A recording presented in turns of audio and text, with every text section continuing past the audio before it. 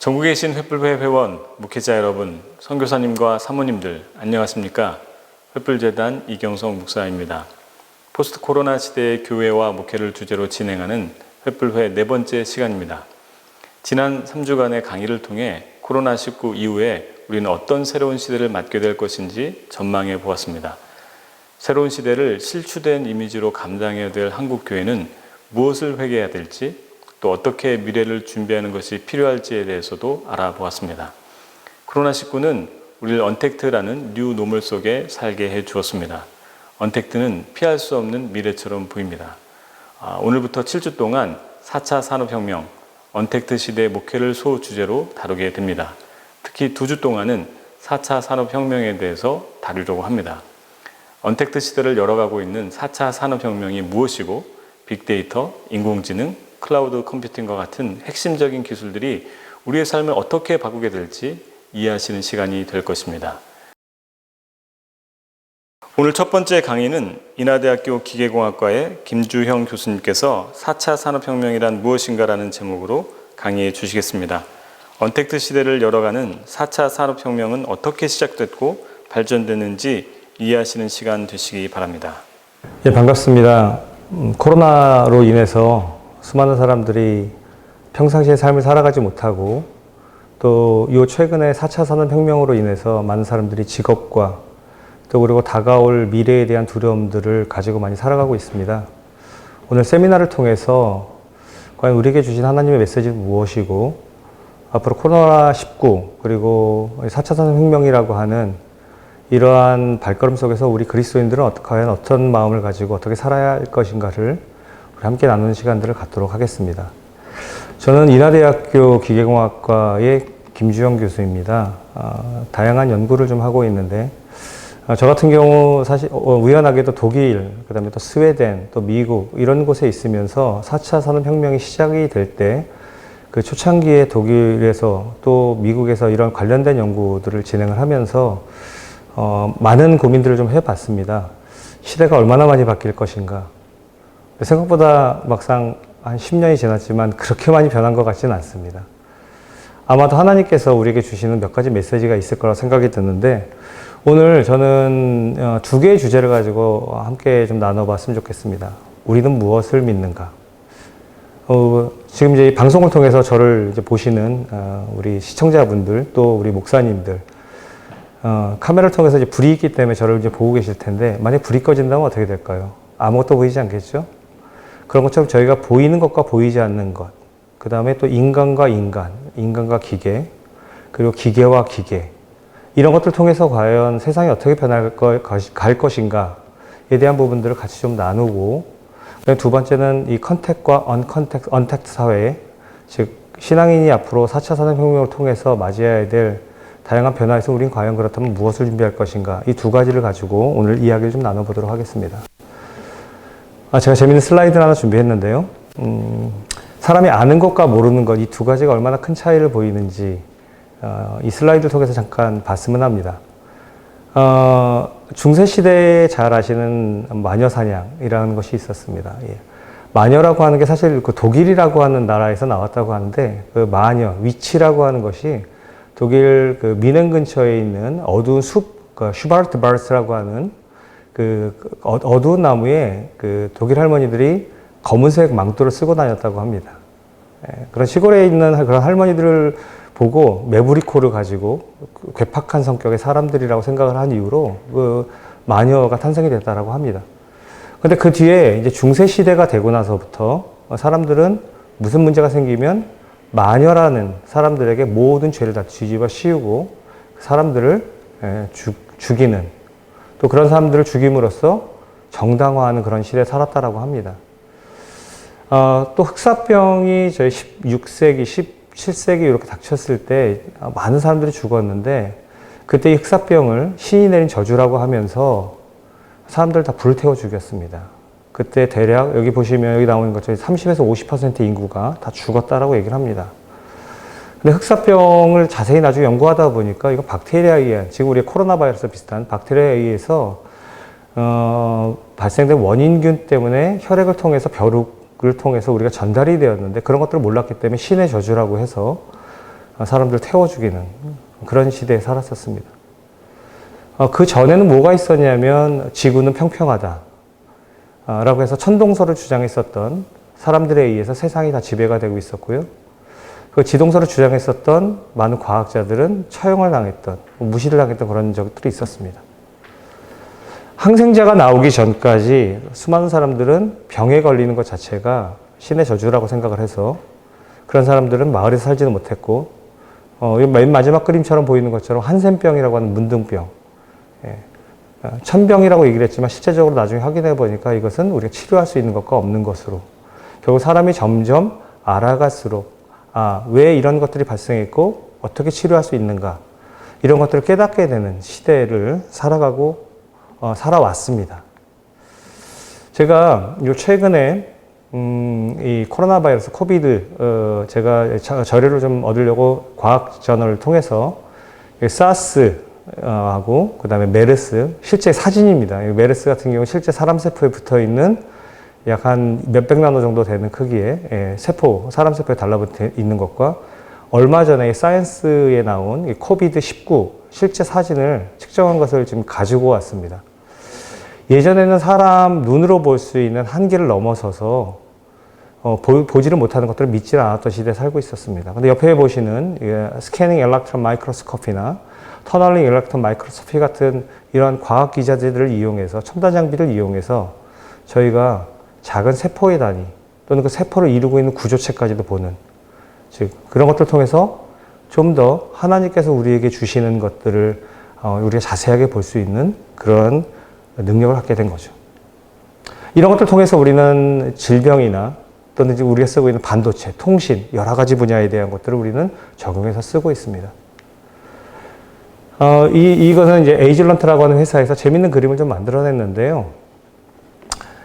우리가 가까이 있는, 여기 계시는 분들, 녹화에서 들으시는 이러한 상계에 있는데, 이런 녹화, 소리를 들을 수 있다라고 하는 것은 사실 소리는 사라져 버립니다. 그런데 이런 소리를 들을 수 있다라고 하는 것들은 옛날에 상상하지 못했습니다.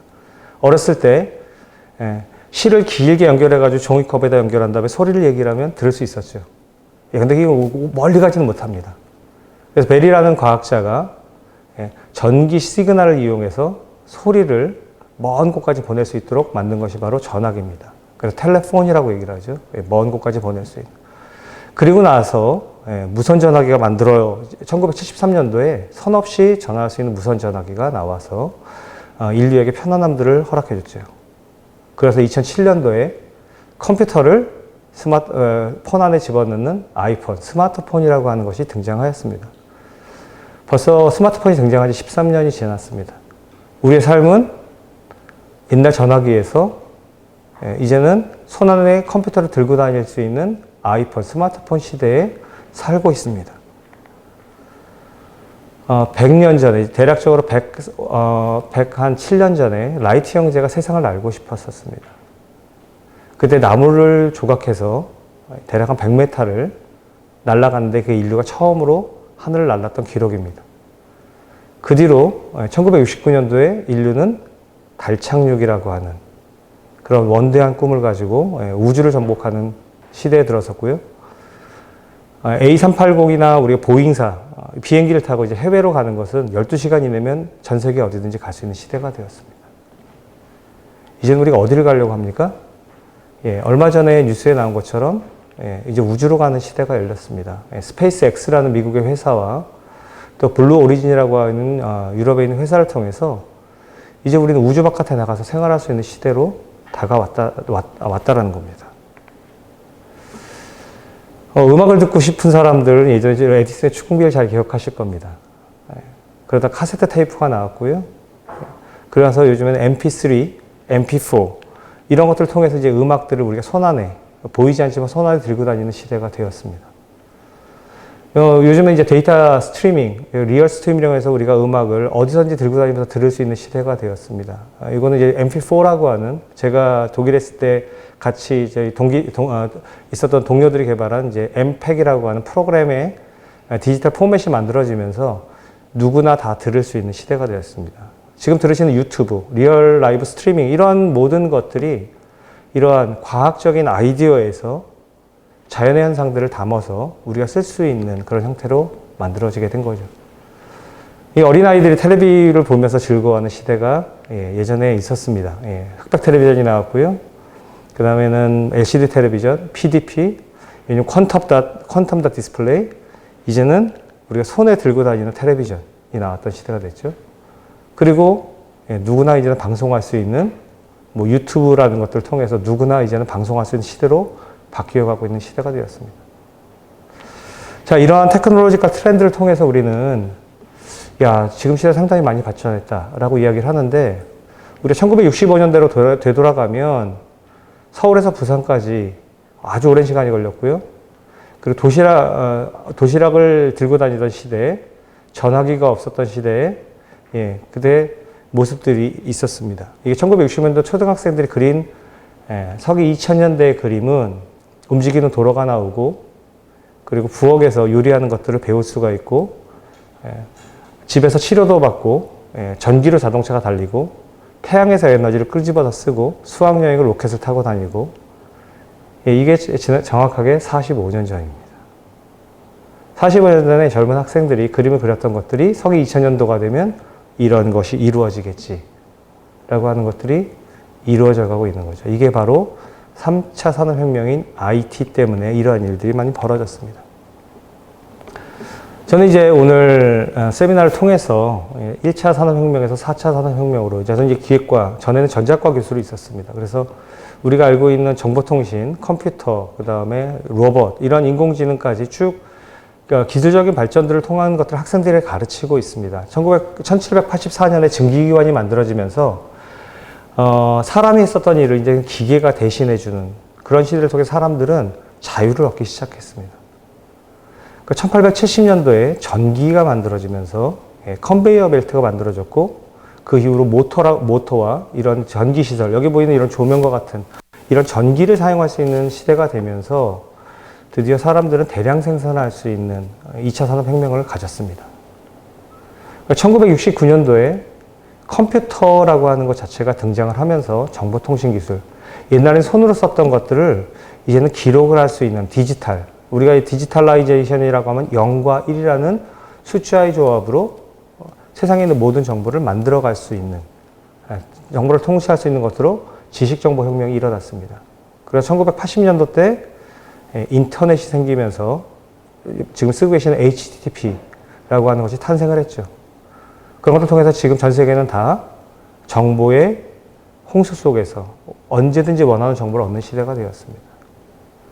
2010년도에 4차 산업혁명이라고 하는 것이 존재가 있다라고 하면서 인공지능과 사물인터넷, 빅데이터, 로봇, 이런 것들을 통해서 앞으로 시대는 사람을 대체하고 완전히 새로운 세계로 갈 거다라고 하는 그러한 전망들을 내놨습니다.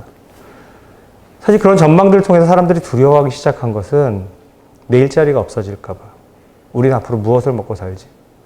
그리고 다 자연은 없어지고 다 로봇과 기계로만 덮여 있는 그런 사회로 가지 않을까에 대한 사람들에 대한 두려움들을 갖기 시작했고요. 방송에서 이런 것들을 통해서 많은 것들을 사람들이 두려워하기 시작했습니다. 자, 10년이 지났습니다. 얼마나 많이 변했을까요?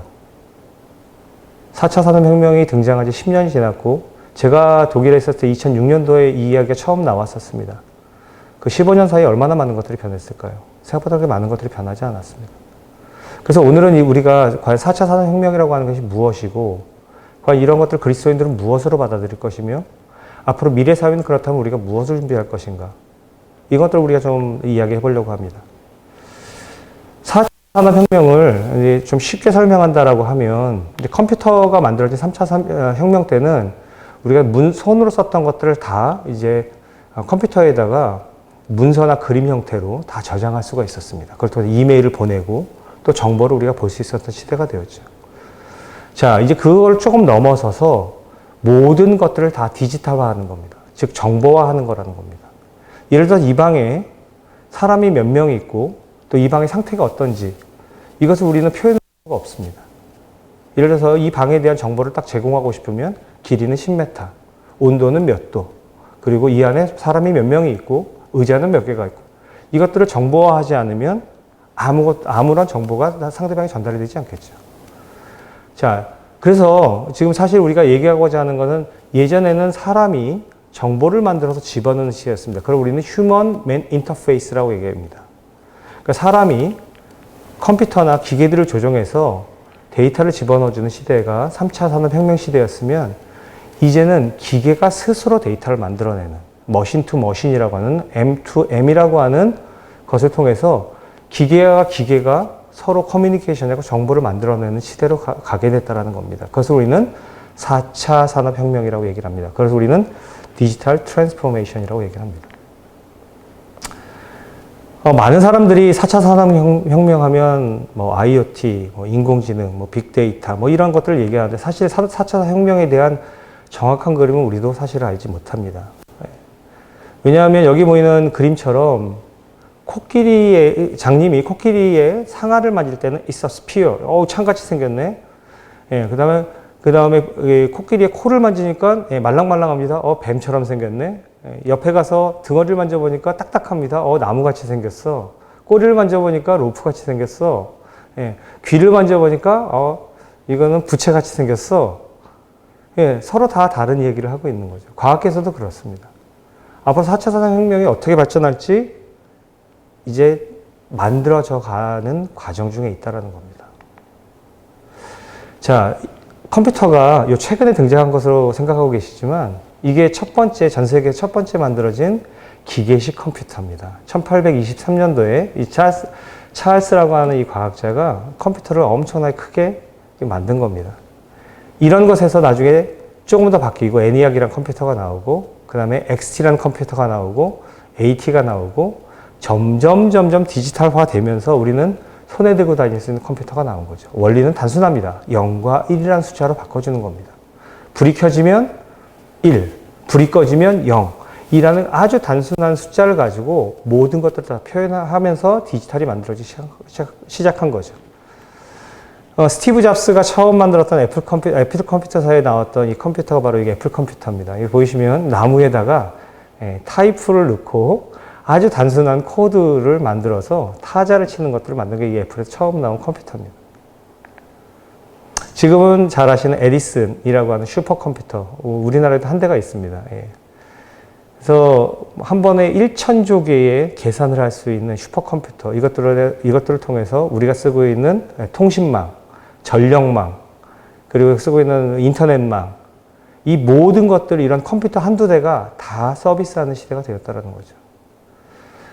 자, 이런 슈퍼컴퓨터가 이제는 어디로 갈 거냐 생각하고 계시는 조금 더 똑똑해지면 인공지능으로 간다는 거죠. 그래서 이 슈퍼컴퓨터와 비슷한 기능을 가진 것들이 얼마 전에 알파고라고 하는 것으로 등장을 하였습니다. 여기는 이런 큰 몇백억에서 몇천억 하는 그런 컴퓨터를 이룬 것이 아니라 우리가 집에 있는 컴퓨터들을 모아서 연결해서 사람의 뇌와 같이 만들어 생각할 수 있는 프로그램을 만들어서 집어넣어준 것이 바로 알파고였었습니다. 자, 앞으로 어떻게 발전할까요?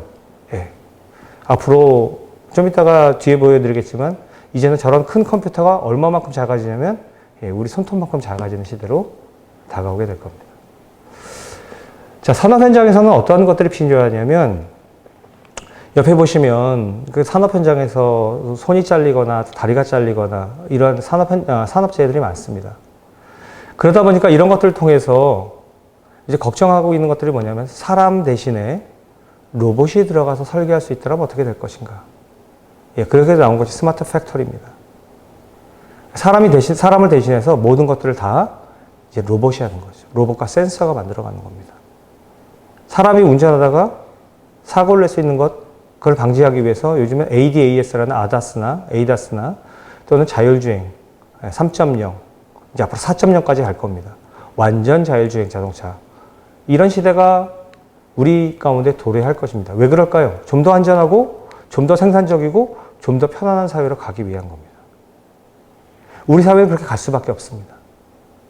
그래서 4차 산업혁명을 통해서 인공지능이 나와야 되고 좀 더 편리한 로봇들이 탄생해야 되고 하는 시대로 갈 수밖에 없다는 겁니다. 자, 예전에는 로봇을 되게 안 좋게 생각했습니다. 우리의 일자리를 뺏는 것이다. 조금씩 뺏고 있긴 하죠.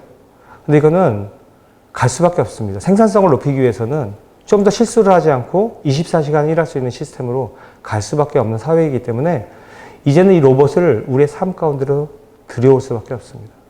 집에 로봇 청소기 갖고 계신 분들도 있을 겁니다. 직접 청소하는데 귀찮은 거예요. 그러다 보니까 로봇이 가서 편하게 청소해주는 시대가 된 거죠. 버튼 띵동 누르면 누가 왔는지 카메라가 켜져서 상대방을 파악해주고 CC 카메라가 사람을 쫓아가는, 그래서 동선들을 파악하는 이런 모든 것들이 다 로봇 시스템이라는 겁니다. 자, 이런 것들이 이제는 공구로 썼던 것이 아니라 우리의 동료로, 또 나를 사람을 대신할 수 있는 사회로 가고 있습니다. 자, 이건 그래서 4차 산업혁명은 앞으로 어떻게 할 것이냐, 모든 것들을 다 디지털한다라는 겁니다. 그래서 모든 것들을 다 디지털화해서 사물이 만들어낼 수 있는 모든 데이터, 사람이 만들어냈던 모든 것들을 다 이제는 데이터화 처리하겠다는 겁니다. 그래서 보이는 것처럼 IoT라고 하는 인터넷 오브 띵스, 모든 것들이, 모든 물체가 살아있는 것처럼 데이터를 서로 주고받게 되면 산업혁명 4.0처럼 거기에는 스마트 프로덕트와 스마트 팩토리, 거기에는 네트워크나 또는 자동으로 되어지거나 또는 생산을 알아서 한다거나 물건에 대한 정보가 정확하게 주어진다거나 하는 이러한 것들을 통해서 묶여지는 디지털 경제로 묶일 것이라고 얘기를 하고 있습니다. 이것을 엘빈 토플러는 4차 산업, 미래 혁명 중에 앞으로 다가오는 부의 이동이라는 것으로 미래 시대가 바뀔 것이라는 이야기를 합니다. 정보를 쥐고 있는 사람이 이 세상에 있는 모든 부를 쥐고 가져갈 것이다 라는 이야기를 합니다. 여러분이 잘 아시는 미국이 왜 강대국일까요? 미국이 전 세계 정보를 다 가지고 있기 때문에 강대국입니다. 전 세계의 수많은 인공위성의 대부분을 다 가지고 있고요. 그 다음에 우주군을 창설을 해서 우주에서 날아오는 모든 로켓이나 또 우리가 심지어 움직이는 모든 모습까지도 다 모니터링할 수 있는 장비들이 개발이 되어 있습니다. 그런 것들을 통해서 모든 것들을 제어하고 모든 것들을 컨트롤할 수 있는 사회.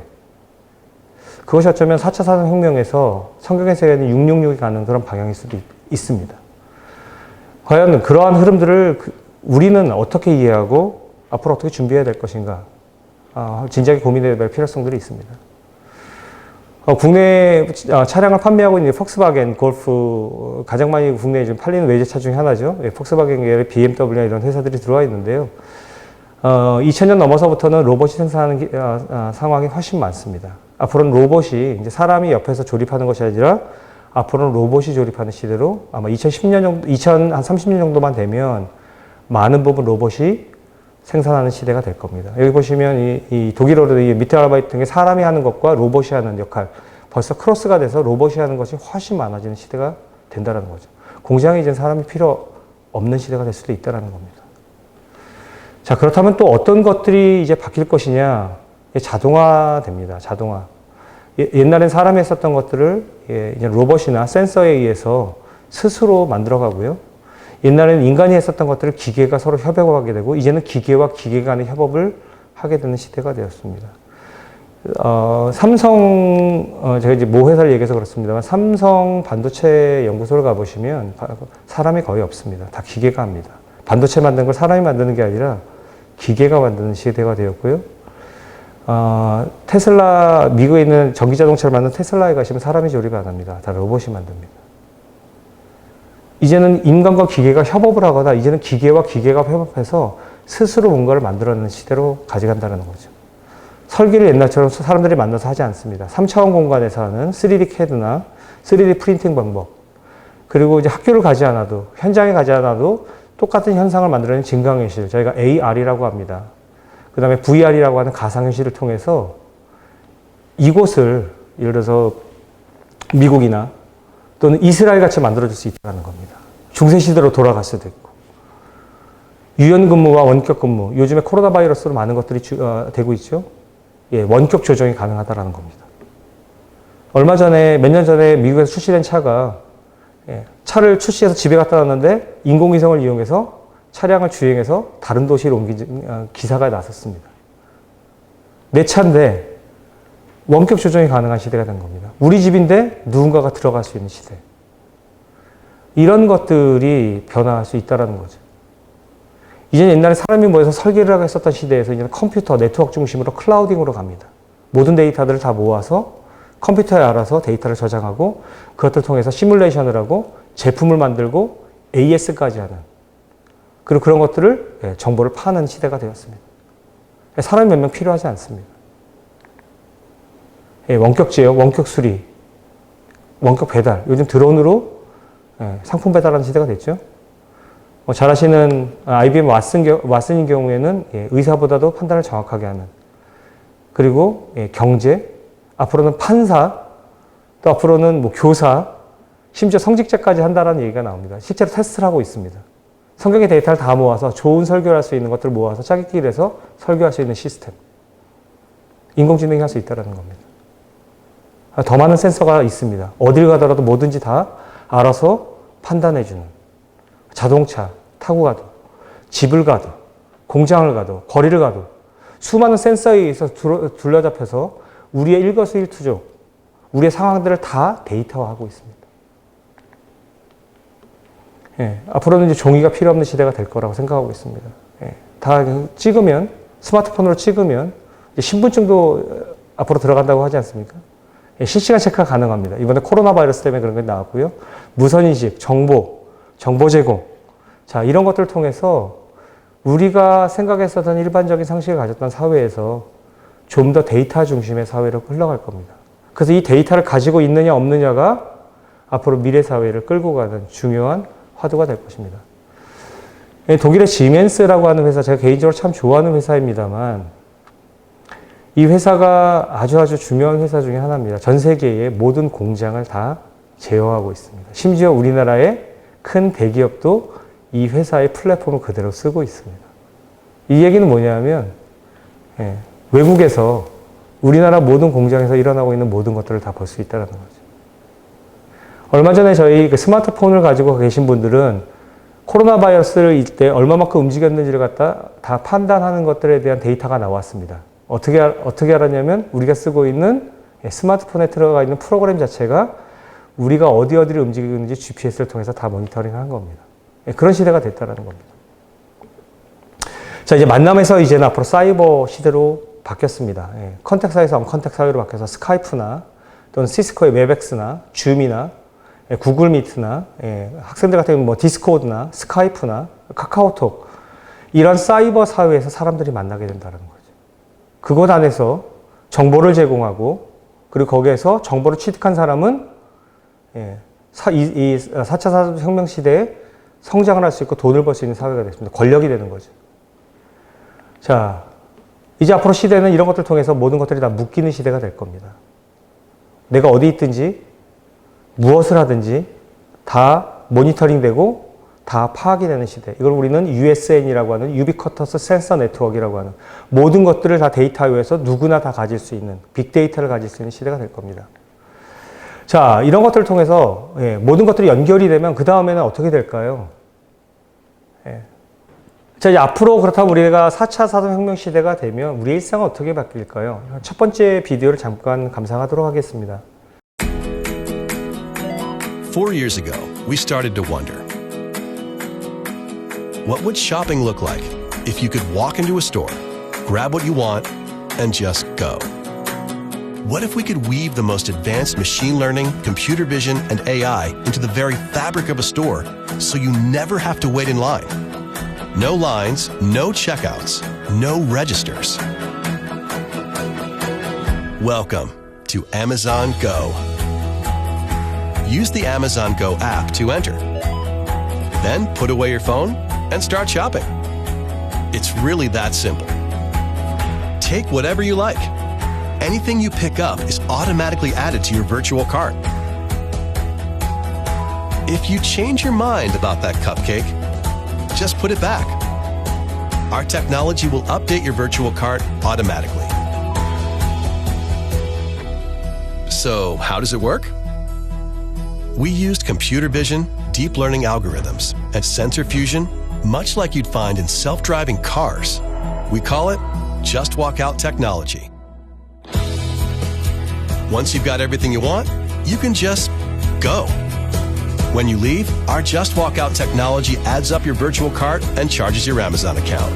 Your receipt is sent straight to the app, and you can keep going. Amazon Go.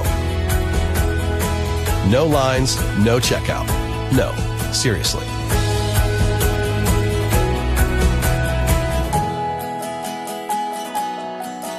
첫 번째 비디오는 미국의 그 물류, 그 다음에 앞으로 이제 우리 일상생활의 물건을 사는 것에서 혁신으로 이야기되고 있는 아마존고에 대한 비디오입니다.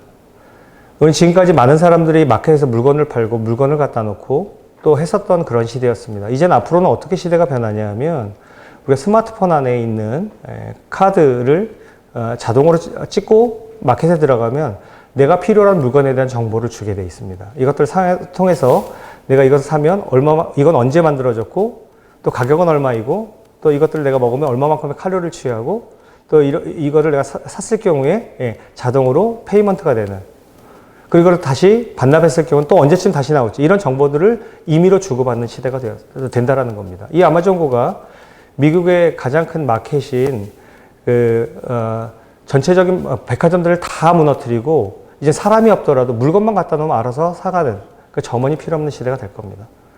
앞으로 우리나라에도 이러한 것들을 통해서 유통이 완전히 바뀌게 될 시절이 돌아오게 될 겁니다. 두 번째는 이 보스턴 다이나믹스라고 하는 이 로봇을 만드는 회사의 그림입니다.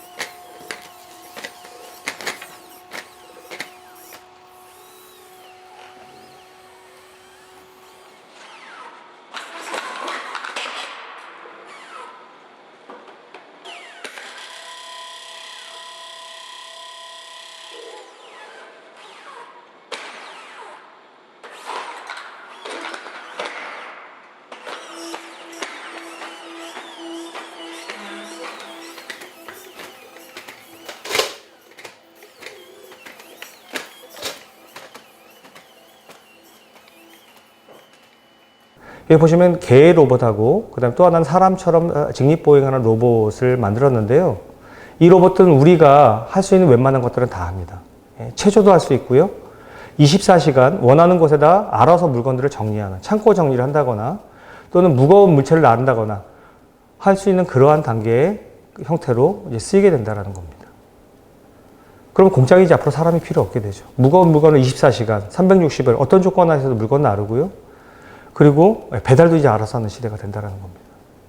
세 번째 그림은 이제 벤츠라고 하는 고급차를 만드는 회사 중에 하나죠. 앞으로 미래차가 이렇게 바뀔 것이다 라고 하는 부분에 대한 그림을 보여주는 겁니다.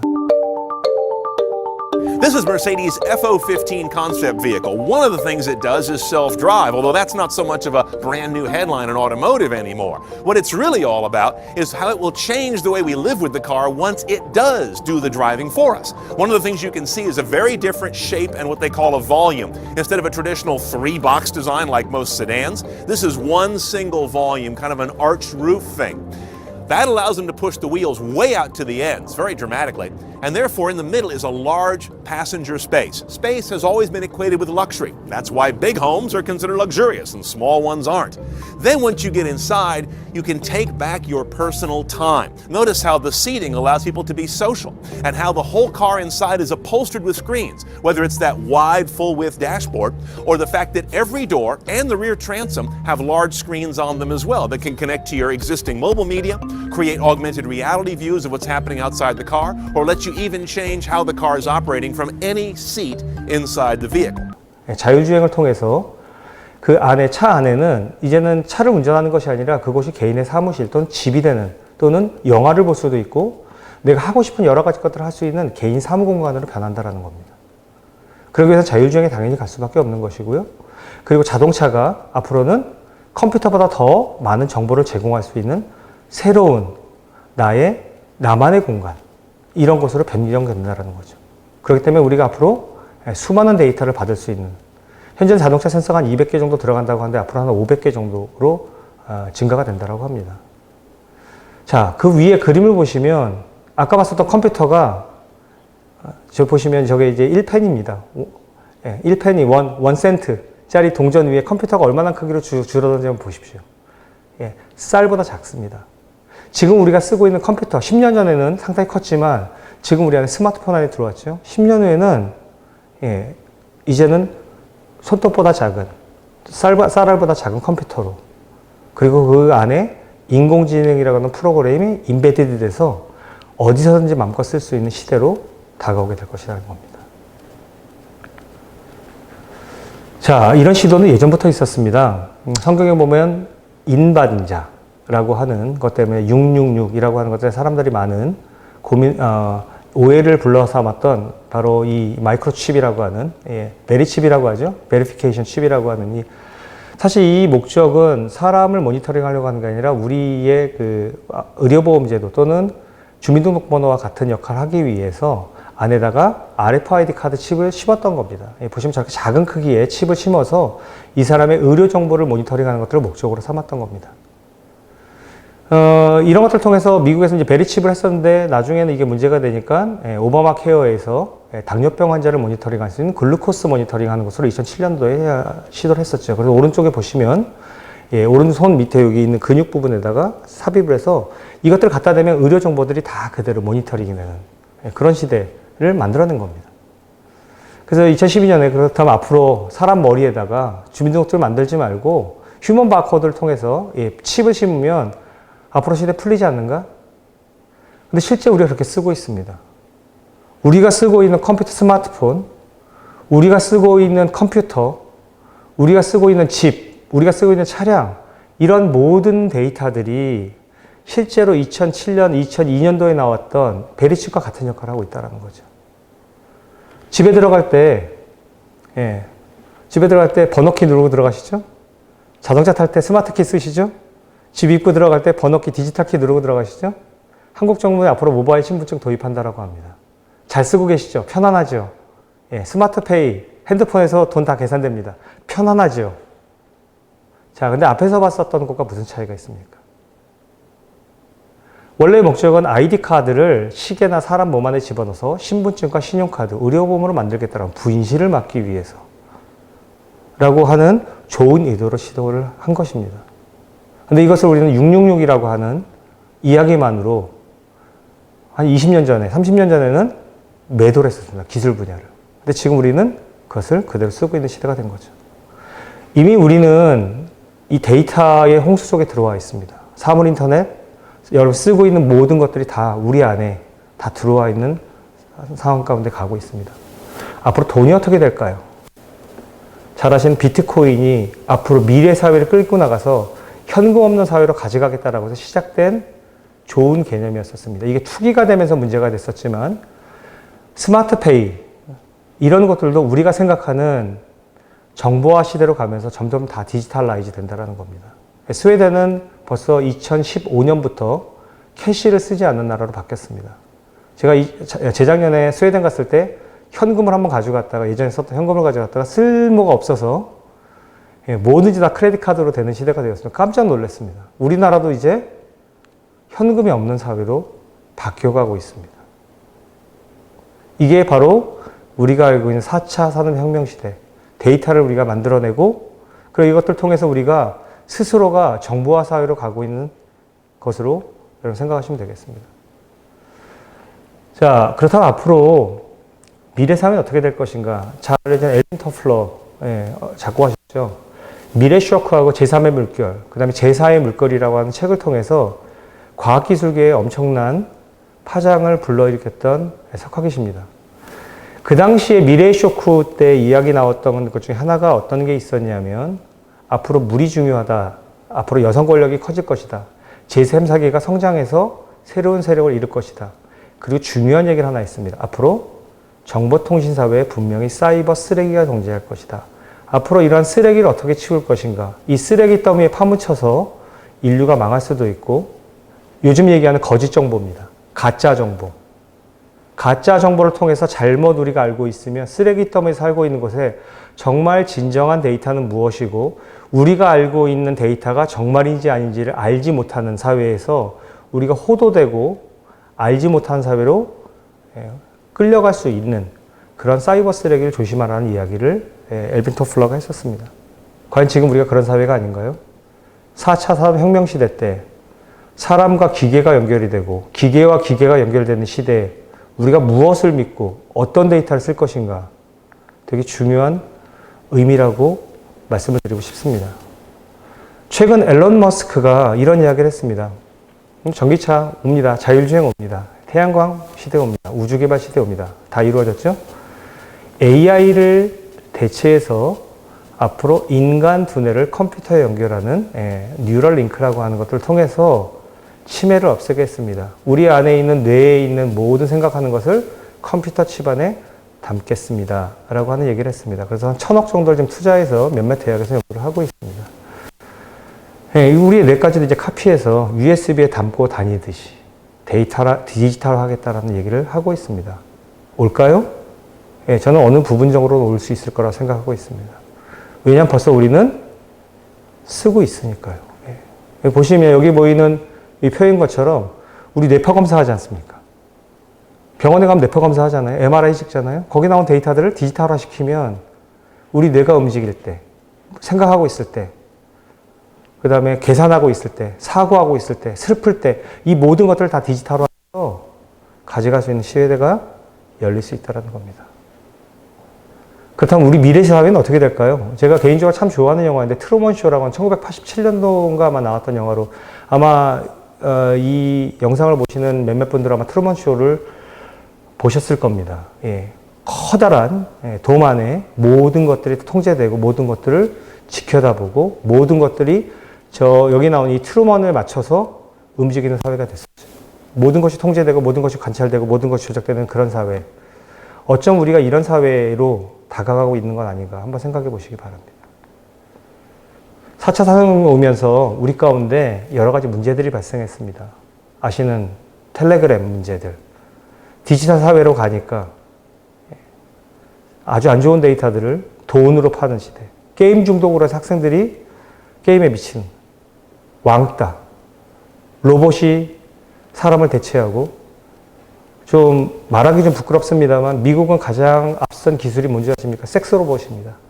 남자를 대신할 수 있는 로봇. 여자를 대신할 수 있는 로봇. 거기에 인공지능을 집어넣습니다. 사람 피부와 똑같은, 사람과 감정을 똑같이 느낄 수 있는 그런 로봇이 앞으로 가요. 에모셔널 테크놀로지라고 합니다. 지금 나와 있는 ET, BT를 넘어서는 그 NT, 그 다음에 IT 이걸 다 넘어서서 그 다음에 에모셔널 테크놀로지라고 합니다. ET라고 합니다. 사람 마음을 위로해 줄 수 있는 섹스 로봇. 한국에는 등장을 했다가 난리가 났었죠. 자, 그럼 나머지 한 15분 정도, 20분을 그렇다면 우리 과연 그리스도인은 무엇을 준비해야 될 것인가? 우리 한번 좀 같이 한번 고민해 봤으면 합니다.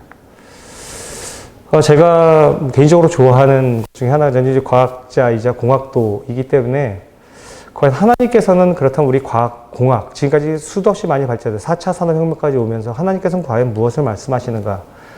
여기 이게 셜록이라고 하는 그 케임브리지 그 신학대학 그 학장께서 1694년도에 Divine Action and Modern Science라고 하는 책을 통해서 무엇을 얘기했는지 좀 보시면 신성한 지혜의 방법은 무한하며 검색할 수 없기에 우리는 하나님 나라의 모든 비밀과 신비를 완전히 이해할 것을 기대해서는 안 된다.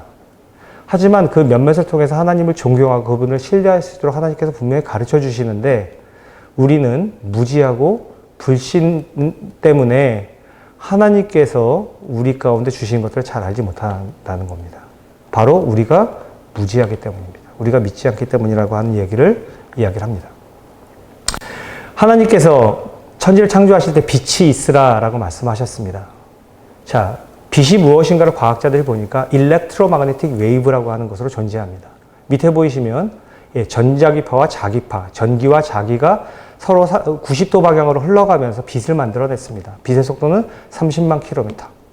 그리고 그 빛을 우리가 한쪽으로 더 확인해 보니까 마이크로웨이브라고 하는 고주파, 더 밑으로 내가니까 라디오 또는 인프라레드, 그 다음에 울트라바이올렛, 엑스레이, 감마레이라고 하는 다양한 빛을 하나님께서 만드셨다는 것을 과학자들이 발견하기 시작했습니다. 이것들을 통해서 바이러스를 죽이기도 하고 요즘 열화상 카메라로 발열자를 체크해내기도 하고요.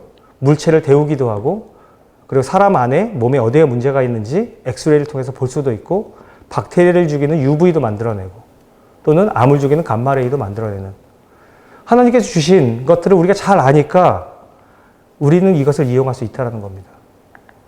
자, 이것들을 통해서 우리는 과학적으로 이것들을 어떻게 이용할 것인가. 여기 보시면 다양한 태양에서 하나님께서 만드신 빛은 어떤 것인가. 또 더 다른 비열을 만드실 때 그때의 온도는 얼마인가. 이런 것들을 알아서 과학이 발전을 했고요. 이걸 통해서 지구라고 하는 하나님께서 왜 지구를 이렇게 주셨는지를 조금 더 자세하게 알게 되는 식물이 이 세상에 이 우주 가운데 가장 잘 자랄 수 있는 파장을 만들어 주셔서 그 파장을 통해서 자연이 생성할 수 있다라고 하는 땅에 충만하라고 하는 말씀을 지킬 수 있다라고 하는 것들을 과학적으로 우리는 알게 됐다는 겁니다. 자, 우리는 과학을 통해서 많은 것들을 우리는 알 수가 있음에도 불구하고 우리는 너무 성경 말씀과 또는 우리가 너무 협소한 그런 식견을 가지고 세상을 바라보고 있진 않은지 하나님께서는 우리에게 다양한 방법을 말씀해 주시는데 우린 것들 잘 모르고 있지 않은지 한번 생각해 봤으면 좋겠습니다. 자, 4차 산업혁명을 통해서 우리 가운데 커다란 변화가 온다라고 얘기를 합니다. 일자리가 없어질 거라고 얘기를 하는데 제가 통계청에서 가져온 자료를 보시면 1차 산업이 1963년도부터 2000년까지 1차 산업 여전히 살아남았습니다. 2차 산업 여전히 살아남았고요. 3차 산업 여전히 살아남았습니다. 4차 산업 이제 등장을 했습니다. 앞으로 50년, 100년 후에 1차 산업, 2차 산업, 3차 산업이 다 사라질까요? 그렇지 않습니다. 하나님께서는 그렇게 급격한 변화를 원하시는 분은 아닙니다. 우리가 공학에서 모멘텀 오브 이너시아라고 얘기를 합니다. 커다란 물체가 굴르기 시작하면 그걸 멈추기 쉽지 않습니다. 작은 공이 흐르는 것은 우리가 멈출 수 있어요. 하지만 엄청나게 커다란 공이 흘러오는 것을 멈추려고 하면 그거는 엄청난 힘이 듭니다. 마찬가지로 하나님께서 우리에게 주신 자연, 3차 산업혁명, 4차 산업혁명으로 넘어가는 이 트렌드는 하나님께서 그냥 이렇게 내버려 두시고 갑자기 세상의 모든 것들이 다 장악을 해서 하나님도 버리고 인간을 파괴하는 그런 시대로 갈 것이냐? 그렇지 않다라는 겁니다. 그런 변화에는 분명히 모멘텀 오브 이너시아, 즉 관성이라고 하는 지금까지 잘 흘러온 사회가 여전히 트랜지션 하는데 영향을 줄 수 있다라고 하는 부분들을 얘기를 하고 있습니다. 분명히 하나님께서는 4차 산업혁명을 통해서 그리고 코로나를 통해서 이런 상황 가운데 우리에 대한 하나님께서 책임을 가지고 계십니다. 제가 좋아하는 이 어린 왕자, 이 생텍쥐벨이 좋은 글이 있습니다. 그래서 하나를 갖고 왔는데 같이 한번 좀 읽어봤으면 좋겠습니다. 하지만 너는 그것을 잊으면 안 돼. 너는 내가 길들인 것에 대해 있어서 언제까지나 책임이 있어. 너는 내 장미에 대한 책임이 있어. 라고 이야기를 합니다. 무슨 얘기인가요? 이 장미를 만든 사람, 장미를 케어한 사람, 네가 언제까지 책임을 져야 된다는 겁니다. 하나님께서는 이 코로나 사태, 4차 산업혁명 시대, 세상이 꼭 망할 것만 같은 이런 사회 가운데 분명히 하나님께서 우리에게 책임을 지시겠다고 약속을 하셨습니다. 저는 개인적으로 몇 년간 이 나사하고 심우주 탐사에 대한 연구를 좀 진행을 했습니다. 그래서 나사 랭글리 연구소에 가서 연구를 좀 진행하고 심우주 탐사, 이 우주계를 태양계를 벗어나는 연구를 연구할 수 있는 그런 것들을 진행을 좀 해왔습니다. 그리고 밑에 있는 건 유럽 입자 물리 연구소인데요. 중력이라고 하는 중력장을 개발했을 때 제가 이 밑에 직접 내려가서 유럽 입자 물리소에서 쿼크 또는 그 다음에 뉴트론, 뉴지트론 이런 것들을 발견하는 때 우연하게 이 연구소에 가서 잠깐 연구를 할 기회가 주어졌습니다. 광활한 우주, 그 작게 내려가면 우리가 알고 있는 전자 원자, 그것보다 더 작은 중력장을 만들어내고 그 안에 뮤온이라고 하는 새로운 것들, 이러한 수많은 것들을 통해서 하나님께서는 우리에게 메시지를 전하고 계십니다. 나는 위대하다. 나는 너희를 만든 하나님이다. 그것이 말씀만이 아니라 과학과 수학과 자연을 통해서 하나님께서는 분명히 우리에게 말씀하고 계신다는 거죠. 자, 그런데 우리는 세상에 있는 것들은 악하고 오직 교회 안에 들어와서 기도하고 묵상하고 하는 것만 거룩하다라고 하는 이분법적인 이러한 것을 통해서 어쩌면 세상 가운데 우리 스스로가 멀어지고 있지 않은가 한번 생각해 보시기 바랍니다. 여기 보면 메카니컬 엔지니어를 갖다가 이제 수학 모델로 쓴 겁니다. 우리가 알고 있는 자연계를 표현할 수 있는 모든 방정식입니다. 하나는 반도체도 들어있고요. 하나는 배터리도 들어있고요. 하나는 저기에 각도를 통해서 모멘텀을 만들어낼 수 있고요. 하나는 기중기를 만들어낼 수도 있고, 이러한 과학을 하나님께서는 성경뿐만 아니라 우리 일상생활에 심어 놓으셨다는 거죠. 수많은 외로운 사람들이 있습니다. 이제 교회에 오지 못하는 사람들, 어쩌면 4차 산업혁명을 통해서 우리가 그들을 통해서 디지털 케어를 해줄 수도 있고, 그들에게 말씀을 전할 수도 있고, 그들에게 전도할 수 있는 기회가 주어질 수도 있을 겁니다. 결론을 이제 맺으려고 좀 합니다. 이 시대 가운데 하나님께서 부르시는 교회는 미래를 준비하고 하나님의 나라를 확장하는 곳에 사회에서 리더로서 역할을 할 수 있는 그것도 준비하는 인재를 키워나가는 곳이 교회라고 생각을 합니다. 그런 교회들, 그러한 교단이 되었으면 하는 게 제 개인적인 생각입니다. 결론을 말씀을 드리면 4차 산업혁명은 갑자기 튀어나온 것은 아닙니다. 우리가 예전부터 익숙하게 써왔던 것입니다. 그런 것을 우리는 이제 디지털화하는 기술에 접목을 해서 데이터화하고 그것을 누구나 쓸 수 있도록 만들어가는 그러한 길목에 있는 겁니다. 3차 산업혁명까지는 우리가 제조공정 혁신에 썼습니다. 자동화, 로봇이 들어가 있고 인터넷을 이용해서 제어하던 시대에서 이제는 의료, 아까 말씀드렸던 이제는 에모셔널 테크놀로지, 사람을 대체하는 그런 분야로도 가고 있고요. 이제는 교육 분야로 들어서서 온라인 교육과 온라인 교회가 세워지는 그런 사회로 가고 있고요. 이제는 좀 더 넘어서 신의 영역까지 다가가고 있습니다. 그 흐름을 막을 수는 없습니다. 그것을 666이나 잘못된 시대 흐름이라고 얘기할 수 없습니다. 갈 수밖에 없는 방향인데 그곳에서 우리 그리스도인들이 리더로서 올바른 사회가 될 수 있도록 끌어갈 수 있도록 해야 됩니다.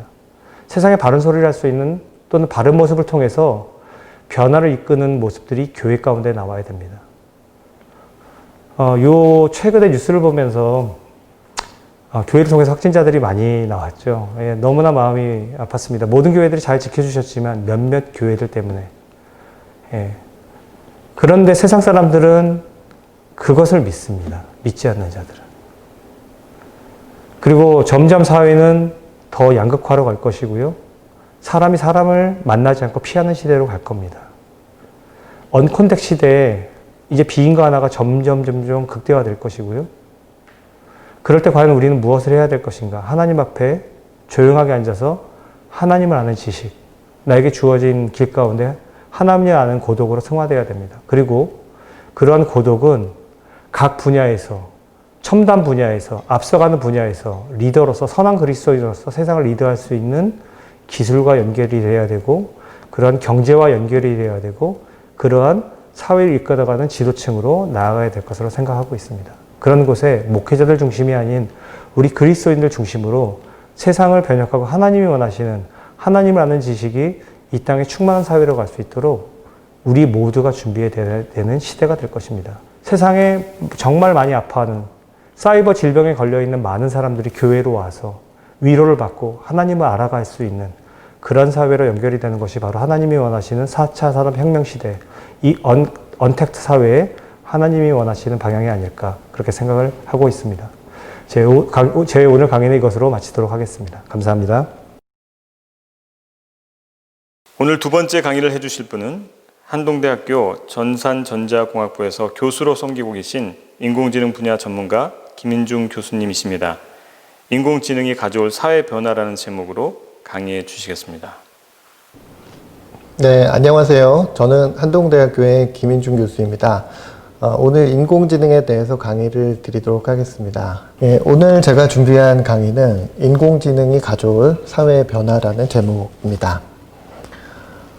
먼저 인공지능의 기본 개념에 대해서 설명을 드리겠고요. 그 이후로는 요즘에 여러 곳에서 많이 회자되고 있는 기술이 있죠. 바로 딥러닝이라는 기술입니다. 딥러닝에 대해서 조금 소개를 해드리고요. 마지막으로는 그러한 인공지능의 발달이 앞으로 사회를 어떻게 변화시킬 것인지에 대해서 설명드리겠습니다. 네, 인공지능의 정의는 크게 두 가지로 내릴 수가 있습니다. 첫 번째 정의는 컴퓨터와 소프트웨어로 지능을 구현하기 위한 기술이다.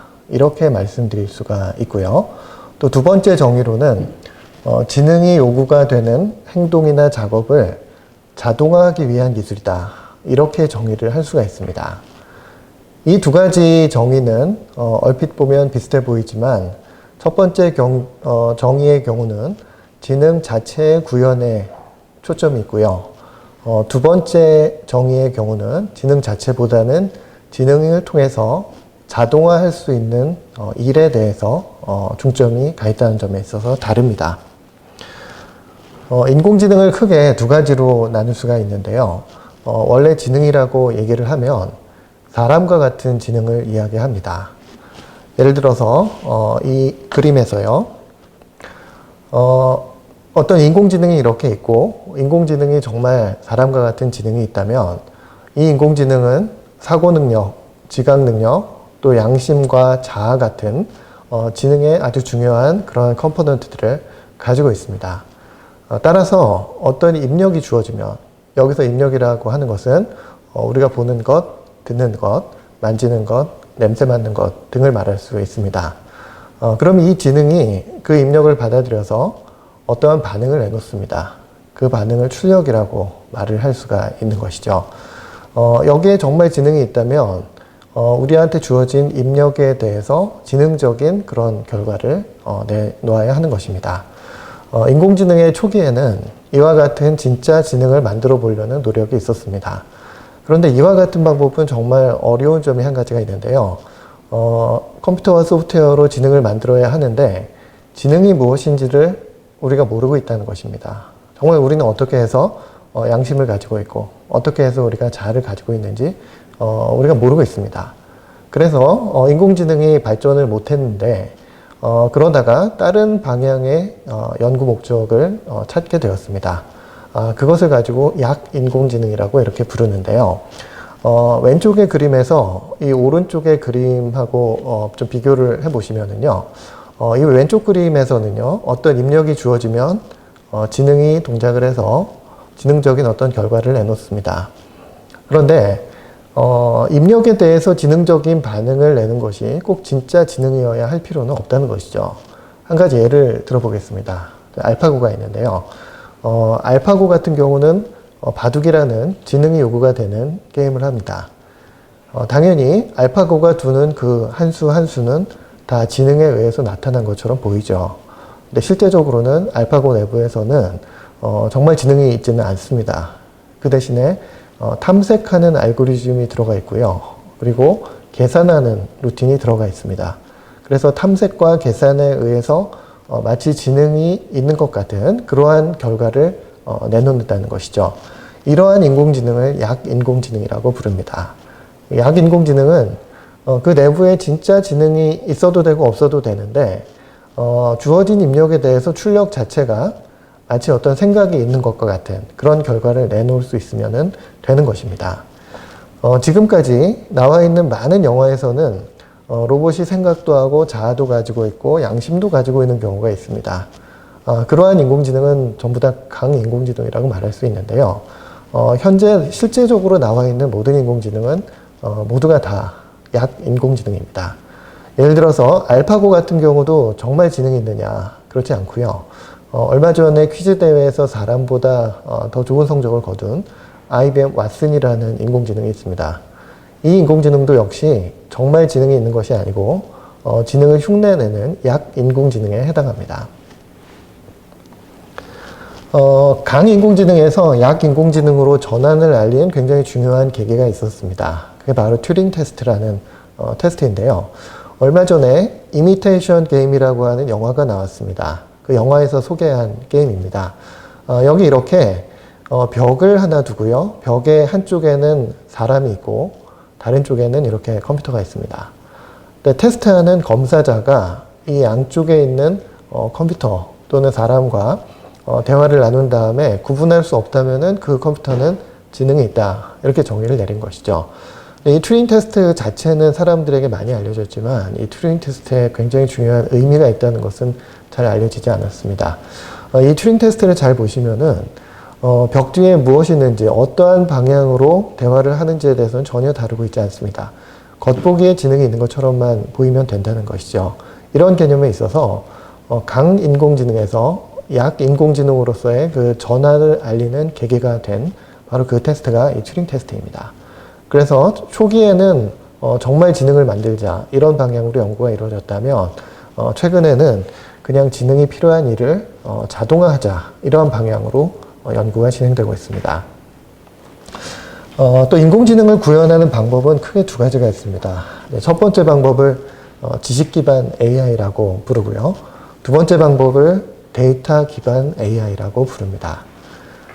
지식 기반 AI는 사람이 가지고 있는 지식과 또 규칙 같은 것들을 다 컴퓨터로 표현을 한 다음에 그들 간의 연산과 조합을 통해서 어떤 결론을 도출하는 그런 방식입니다. 한 가지 예를 들어 보겠습니다. 자, 소크라테스는 사람이다 라는 문장이 있습니다. 네, 이 문장은 지식에 해당하고요. 모든 사람은 죽는다 라는 두 번째 문장이 있습니다. 이 문장은 규칙을 의미합니다. 이 지식과 규칙을 조합하면은 결국 소크라테스는 죽는다 라는 결론을 도출할 수가 있게 되는 거죠. 이러한 과정을 마치 연산처럼 표현하는 그런 방식이 지식 기반 AI입니다. 근데 반면에 최근 발달하고 있는 머신러닝이라고 하는 분야가 있습니다. 이 분야는 데이터 기반 AI라고 부릅니다. 이 데이터 기반 AI는 어떤 문제를 해결하기 위한 지식과 규칙을 사람이 주지를 않습니다. 그냥 우리는 데이터만 많이 제공을 해주면 시스템이 데이터로부터 자동적으로 규칙과 사실을 추출해서 학습한다는 것입니다. 이런 방식을 머신러닝이라고 부르고 있고요. 얼마 전부터 크게 발전하고 있는 분야가 바로 이 머신러닝입니다. 인공지능의 초기에는 지식 기반 AI가 많이 발전을 했는데요. 최근 같은 경우는 데이터가 먼저 풍부해졌고 계산량이 아주 많이 커버할 수 있도록 컴퓨터가 발전했습니다. 이런 환경 하에서는 데이터로부터 지식을 자동으로 추출하는 그런 방식이 훨씬 더 많은 강점을 갖는다는 것입니다. 제가 한 가지 예를 보여드리도록 하겠습니다. 자, 이 그림들은 데이터 기반 인공지능, 머신러닝에 의해서 영상을 다른 영상으로 변환하는 그러한 예제입니다. 자, 여기 이 오른쪽 위에 있는 그림을 한번 보시겠습니다. 자, 이 그림은 흑백 사진이죠. 그런데 머신러닝에 의해서 이와 같은 흑백 사진을 컬러 사진으로 바꿀 수가 있습니다. 네, 사실 컬러 사진을 흑백 사진으로 바꾸는 것은 그 색상 정보만 제거하면 되기 때문에 아주 쉽습니다. 그런데 반대로 흑백 사진을 컬러 사진으로 만드는 것은 그렇게 쉽지가 않다는 것이죠. 네, 이런 문제를 머신러닝으로 해결할 수 있습니다. 어떻게 해결하냐면 일단 컬러 사진을 많이 수집합니다. 자, 그리고 나서 색상 정보를 제거해서 흑백 사진으로 바꿉니다. 그리고 인공지능에게 이 두 쌍의 영상을 같이 줍니다. 이렇게 흑백 영상과 컬러 영상을 주는 것이죠. 그리고 흑백 영상이 주어졌을 때 출력을 컬러 영상이 되도록 계속 학습을 시킵니다. 이런 영상이 들어오면 이런 영상을 출력하라고 계속 학습을 시키는 것입니다. 이렇게 하면은 흑백 영상을 가지고 컬러 영상을 만들어낼 수가 있습니다. 이 밑에 있는 그림은 좀 더 재밌는 그림인데요. 이 그림의 왼쪽은 사람이 그린 스케치를 보여주고 있습니다. 이 스케치를 인공지능이 받으면 이 오른쪽과 같은 진짜 가방과 같은 사진 같은 영상으로 바꿔줍니다. 이 과정 역시도 사람이 이 스케치를 주고 그에 대응하는 실제 영상을 주면은 그 관계를 컴퓨터가 학습을 해서 영상을 변환할 수 있게 된다는 것이죠. 이런 예가 바로 머신러닝에 의해서 어떠한 작업을 수행하는 예입니다. 중요한 것은 이 과정에 어떠한 경우에 어떤 색깔로 칠해라 이런 정보를 사람이 주지 않고 데이터로부터 추출을 한다는 것입니다. 이렇게 해서 제가 인공지능과 머신러닝에 대한 말씀을 드렸는데요. 최근에 많이 나오는 용어들이 몇 가지가 있습니다. 자, 인공지능, 머신러닝, 그리고 딥러닝이라는 말이 있죠. 이 세 가지의 관계를 잠깐 정리해 드리겠습니다. 자, 인공지능이 가장 넓은 분야를 말하고 있고요. 인공지능을 구현하는 두 가지 방법 중에 한 가지 방법이 머신러닝입니다. 그리고 머신러닝 중에서 좀 이따 제가 설명드리겠지만 가장 강력하고 최근에 빠르게 발전하고 있는 분야가 바로 딥러닝입니다. 그래서 인공지능 속에 머신러닝이 있고 머신러닝 속에 딥러닝이 있다고 이해하시면 될 것 같습니다. 자, 인공지능이 최근에 많이 발전하고 있으면서 인공지능이 사회에 얼마나 많은 임팩트를 줄 것인가에 대해서 논란이 많이 있습니다. 그 배경이 되는 상황을 제가 잠깐 말씀을 드리겠습니다. 18세기에 증기기관이 발명이 되었고 그에 따라서 여러 가지 기계가 발명이 되었습니다. 근데 증기기관이나 기계 같은 경우는 사람이 행하던 노동활동, 힘을 쓰는 행위죠. 그 노동활동을 자동화하는 기계라고 말씀드릴 수가 있습니다. 근데 그 결과 그 사회에 그 변화가 이루어졌는데 그 변화가 바로 산업혁명입니다. 산업혁명에 대해서는 이미 많이 알고 계실 거라고 생각하는데요.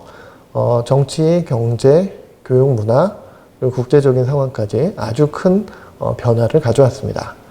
자, 그런데 인공지능이 발전할 경우에는 사람이 가지고 있는 지적 활동이 자동화될 수 있는 가능성을 열어줍니다. 그러니까 노동 활동의 자동화가 산업혁명을 가져왔다면 지적 활동의 자동화는 도대체 무엇을 가져올 수 있는가? 이런 부분을 우리가 상상해 볼 수 있는 것이죠. 그래서 최근에 4차 산업혁명 이야기가 나오고 있고 적어도 산업혁명 같은 규모 또는 그 이상의 규모의 변화가 생기지 않겠냐라는 것이 현재의 전망입니다. 그리고 지금까지 여러 가지 기술들이 나왔지만 대부분의 기술들은 특정한 분야에서 변화를 이끌어 왔습니다. 그런데 인공지능 같은 경우는 그보다 훨씬 더 넓은 영향력을 줄 것으로 예상되고 있습니다. 자, 원천 기술은 인공지능인데요. 인공지능은 생각할 수 있고 또 학습할 수 있는 그런 기능을 말합니다. 인공지능이 발전하게 되면 데이터를 분석하거나 예측할 수 있고요. 자연어나 영상 또는 음성을 이해하기도 하고 생성해낼 수도 있습니다. 또한 보안 쪽에서도 좀 이상한 행동 패턴 또는 이상한 데이터를 자동으로 검출을 해낼 수 있다는 것이죠. 이와 같은 기능들이 만들어지면은 이러한 기능의 조합에 의해서 무궁무진한 패턴의 응용 분야가 나올 수가 있습니다. 예를 들어 자율주행차가 나올 수가 있고요. 인공지능 로봇이 나올 수 있고 또 금융 쪽에 적용이 되어서 핀테크 쪽이 발전할 수 있고요. 헬스케어, 전자상거래, 또 국방 이런 아주 다양한 분야에까지 인공지능 기술이 사용될 수 있습니다. 따라서 인공지능에 의한 변화는 한 분야에 국한되는 것이 아니라 아주 넓은 분야까지 퍼질 수 있다는 것입니다. 그런데 실제 현재까지 AI가 일으킨 혁신은 그렇게 광범위하지도 않고 그렇게 강력하지도 않습니다.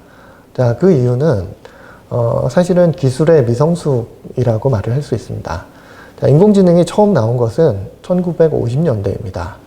근데 그 이후에 지식 기반 방법들이 두 번 이렇게 그 기술적으로 급격하게 발전한 시기가 있었습니다. 네, 그러다가 어떤 기술적인 한계를 만나게 되고 다시 어떤 기술이 정체가 되면서 많은 사람들의 관심으로부터 인공지능이 멀어졌습니다. 네, 그러한 그 패턴이 지금까지 역사적으로 두 번이 있었는데요. 그러한 과정을 인공지능의 겨울, 인공지능 윈터라고 얘기를 합니다. 그러다가 2006년도부터 딥러닝 기술이 발전을 했는데 이 딥러닝 기술은 지금까지 한계로 여겨졌던 여러 가지 기술적인 장벽들을 돌파해 버렸습니다. 그래서 그 당시까지는 되게 어려웠던 그런 기술적 장애물들을 깨트리고 갑자기 크게 발전을 하기 시작했고요. 이렇게 되면서 다시 한번 AI가 급격하게 발전할 것이고 그렇게 되면 무슨 변화가 이루어질 것인가에 대해서 사람들이 주목하게 된 것입니다. 그 다음으로는 인공지능 중에서도 최근에 가장 많이 주목받고 있는 딥러닝 기술과 그 성공 사례에 대해서 설명드리겠습니다. 네, 딥러닝은 인공신경망이라는 기술을 기반으로 합니다. 그래서 먼저 신경망에 대한 말씀을 드리려고 하는데요. 인공신경망은 생물학적인 지능, 사실 사람의 뇌에 해당합니다. 사람의 뇌를 모방해서 만든 수학적인 학습 모델입니다. 사람의 뇌를 컴퓨터로 모방하는 것은 아주 어려운 일입니다. 그만큼 복잡하기 때문이죠. 그런데 사람의 뇌는 약 1000억 개 정도의 뇌세포로 이루어졌다라고 알려져 있습니다. 근데 1000억 개의 뇌세포 하나하나를 보시면 그 하는 동작이 그렇게 복잡하지는 않습니다. 예를 들어 이 그림에서 표현하고 있는 부분은 뇌세포 하나가 하는 일입니다. 자, 저쪽 끝에서부터 전기화학적인 신호가 이렇게 전달이 돼서 옵니다. 그럼 그 전기화학적인 신호를 모아서 그 하나의 신호로 변환을 하는데요. 이 과정에서 여러 가지 신호를 동일하게 모으는 것이 아니라 가중치를 곱해서 모읍니다. 그래서 어떠한 신호는 더 증폭해서 받아들이고 어떠한 신호는 그냥 조금만 받아들이기도 합니다. 이렇게 해서 여러 가지 신호를 통합한 다음에 다음 뇌세포한테 전달을 해주는 것이죠. 그리고 그 과정에 모아진 신호가 별로 강하지 않으면 그 자리에서 그냥 중단을 시켜버리기도 합니다. 즉 뇌세포 하나가 하는 일은 이렇게 단순한 일을 한다는 것입니다. 그런데 뇌가 이렇게 복잡한 역할을 할 수 있는 이유는 이러한 뇌세포가 1000억 개가 모여있기 때문입니다. 이러한 구조를 모방한 것이 인공신경망인데요. 이와 같이 인공신경망은 여러 개의 뉴런들로 이루어져 있습니다. 이 뉴런은 뇌세포 하나하나에 대응하는 수학적 모델입니다. 근데 뉴런 하나가 아니라 여러 개가 모여있기 때문에 복잡한 역할을 할 수 있는 잠재력을 갖게 되는 것입니다. 자, 딥러닝은 그 신경망을 더욱더 발전시켜서 나온 기술입니다. 제가 이 앞에서 신경망이 하는 일을 그 연결시킴으로써 그 복잡한 일을 할 수 있다라고 말씀을 드렸는데요. 그 신경망은 보통 계층 구조로 이루어집니다. 그런데 이 계층이 하는 일이 저 밑에서부터 올라오는 정보를 통합해서 더 복잡하고 고급 정보로 바꾸는 역할을 합니다. 그러다 보니까 그러한 계층이 이렇게 하나가 있고 두 개가 있고 많으면 많을수록 이 밑에 있는 정보를 더 고급화하고 더 많이 통합을 한다는 것이죠. 근데 이런 기술이 바로 딥러닝입니다. 예를 하나 들어보겠습니다. 자, 어떤 사진을 우리가 봤다고 가정을 하겠습니다. 사진은 이와 같은 화소, 픽셀로 이루어져 있습니다. 그런데 이 픽셀의 정보를 잘 조합을 하면은 엣지 성분을 우리가 분석해낼 수 있습니다. 그리고 이 엣지 성분을 잘 조합하면 물체의 어떤 부분에 해당하는 그러한 영역을 우리가 찾아낼 수가 있습니다. 그러한 영역을 잘 조합을 하면 물체 전체를 우리가 또 알 수가 있다는 것이죠. 이러한 추상화 과정, 단순한 정보에서부터 위로 올라가면서 점점 복잡한 정보를 이해하고 찾아내는 이러한 기능이 이 신경망의 계층 하나하나에서 계속 이루어집니다. 즉 계층이 많다는 것은 그만큼 더 복잡한 고수준의 정보를 학습할 수 있다는 것입니다. 이런 부분이 바로 딥러닝의 핵심 아이디어입니다. 예전에는 아주 단순한 정보만을 이해할 수 있었는데 지금은 신경망의 깊이가 깊어지면서 아주 복잡하고 심오한 그러한 역할까지도 수행할 수 있게 된 것이죠. 몇 가지 예를 들어보도록 하겠습니다. 자, 그 번역기인데요. 예를 들어 영어로 I am a boy 라는 문장을 주면은 한국어 나는 소년이다 라는 말로 변환을 할 수 있습니다. 근데 이 변환하는 과정은 알고 보면 단어의 시퀀스로부터 또 다른 단어의 시퀀스로서의 변환 과정입니다. 매핑 과정이라는 것이죠. 그래서 뉴럴 네트워크로 이와 같은 어떤 모델을 만든 다음에 이쪽에 한 언어로 이루어진 문장을 집어넣고 이쪽에 다른 언어로 나온 문장이 나오도록 학습을 시키면 신경망이 번역기가 될 수 있습니다. 그 다음으로는 또 신경망이 데이터의 분포를 학습한다는 말씀을 잠깐 설명을 드리려고 하는데요. 신경망은 여러 가지 데이터를 이렇게 봤을 때 그 데이터의 분포를 기억할 수 있습니다. 즉, 예를 들어서 여기 강아지가 있는데요. 이 강아지의 사진을 우리가 여러 장을 모은 다음에 뉴럴 네트워크에게 보여준다면 강아지의 얼굴은 어떠한 패턴을 갖는구나 라는 그 확률 분포를 알 수가 있다는 것이죠. 그래서 그러한 데이터의 확률 분포를 먼저 학습을 하고 그 확률 분포에 따라서 데이터를 샘플링을 합니다. 자, 그렇게 하면은 그 새로운 강아지 얼굴을 만들어낼 수가 있는데요. 이 밑에 보시는 이 사진들은 실제 강아지 또는 실제 산과 바다가 아니고요. 컴퓨터가 강아지 얼굴, 산과 바다의 사진을 다 학습한 다음에 그 학습된 분포로부터 샘플링을 통해서 만들어낸 그러한 인공 샘플들입니다. 합성된 샘플들이라는 말씀이죠. 이 과정을 제가 기술적으로 말씀드리면 좀 복잡한데 직관적으로 잠깐 말씀을 드리겠습니다. 자, 예전에는 인공지능은 분석은 잘하지만 창작은 잘 못한다 라는 평을 들었습니다. 그런데 이와 같은 데이터를 생성하는 이런 방법, 즉 학습 데이터의 분포를 배우는 그 방법은 사실 그 창작을 할 수 있는 가능성을 사실은 열어주고 있습니다. 창작의 개념이 여러 가지가 있지만 그 중에 한 가지는 모방에 의한 창작이 있습니다. 그러니까 즉 우리가 어떤 글을 쓰거나 할 때 처음부터 아주 깊은 사고를 통해서 글을 만들어낼 수도 있지만 또 다른 방법은 남들이 쓴 여러 가지 좋은 글들을 보고 그 글에 나오는 패턴을 보고 모방해서 만드는 방법이 있습니다. 이 딥러닝이 어떤 샘플, 영상이나 음성을 만들어내는 방법은 바로 그와 같은 방법입니다. 좋은 학습 데이터를 잔뜩 보고 이 데이터에는 어떠한 패턴이 사용됐구나. 그런 분포를 배운 다음에 그 분포를 잘 이용을 해서 샘플링을 함으로써 창작을 할 수 있다는 것이죠. 이렇게 되면은 정말 아무것도 없는 거로부터 새로운 걸 만들어내는 그러한 창작이라고는 할 수 없지만 기존에 있는 데이터를 기반으로 그 변형된 어떤 모방에 의한 창작은 현재 컴퓨터가 많이 도전을 하고 있다는 내용입니다. 그리고 딥러닝에 의해서 좋은 성과를 낸 사례들을 몇 가지를 말씀드리겠습니다. 첫 번째 사례는 널리 알려진 알파고입니다.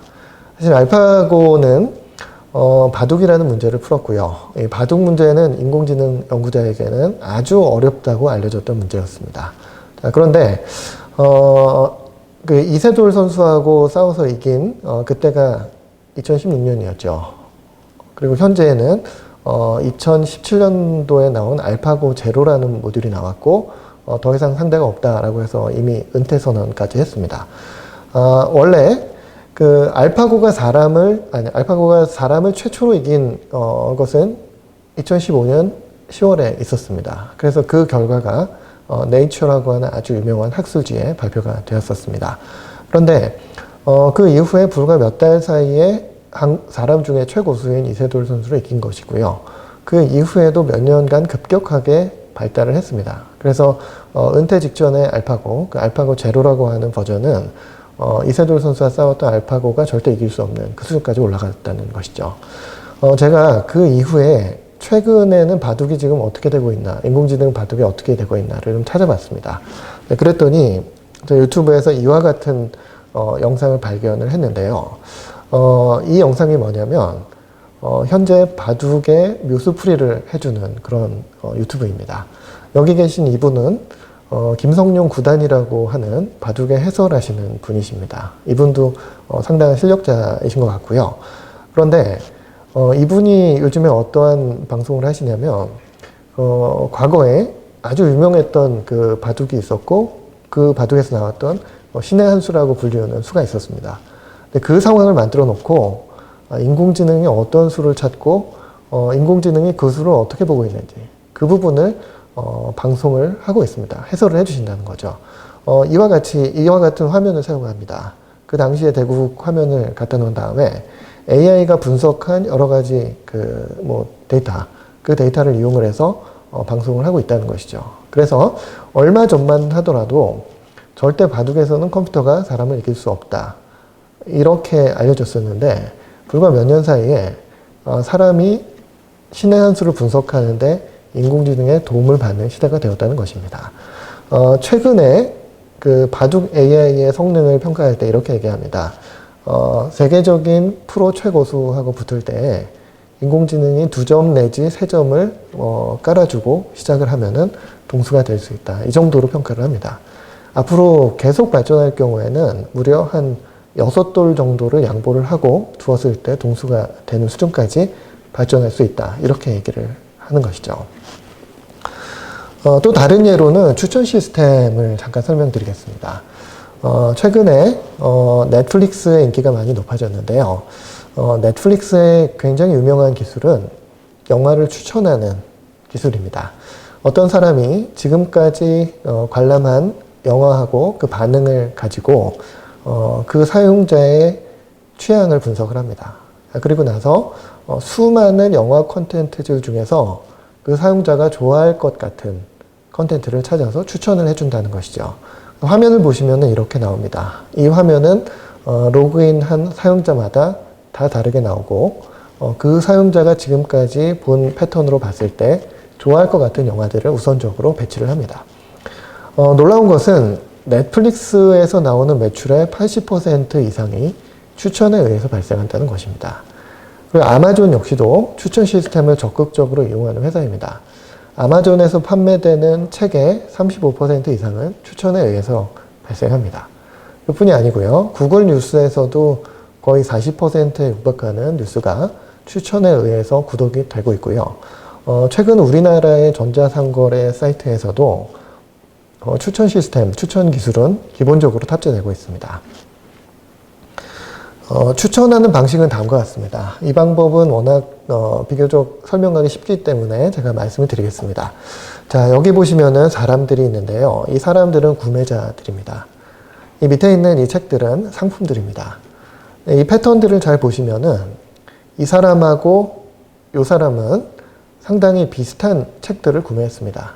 자, 이 사실이 의미하는 바는 이 첫 번째 사람과 두 번째 사람은 취향이 비슷하다는 것을 알 수가 있는 것이죠. 그런데 데이터를 잘 분석을 해봤더니 이 책을 첫 번째 사용자는 구매를 했는데 두 번째 사용자는 구매를 아직 안 했습니다. 자, 그럼 이 데이터로 미루어 봤을 때 이 두 번째 사람은 이 첫 번째 책을 추천해주면 구매할 가능성이 높다. 이렇게 추정을 할 수가 있겠죠. 이러한 기술이 바로 추천 알고리즘의 기본적인 아이디어입니다. 한 가지 제가 연습 삼아서 다른 패턴을 하나 가지고 왔는데요. 이 오른쪽에 있는 그림을 보시면 이쪽에 이렇게 구매자들이 있고 위쪽에 상품이 있습니다. 자, 그러면 이 마지막 구매자가 이 상품을 좋아할까요? 아니면 싫어할까요? 이 데이터를 가지고 예측을 할 수 있습니다. 정답은 싫어한다가 답입니다. 그 이유는 이 사람의 구매 패턴을 보면은 두 번째 사람과 세 번째 사람하고 닮았습니다. 근데 이 두 사람 모두 다 이 상품을 싫어했다고 조사가 된 것이죠. 따라서 이 마지막 사람도 이 상품을 싫어한다라고 결론을 내릴 수가 있는 것입니다. 또 한 가지 사례는 기계 번역입니다. 자, 구글 번역기는 아주 옛날부터 있었는데요.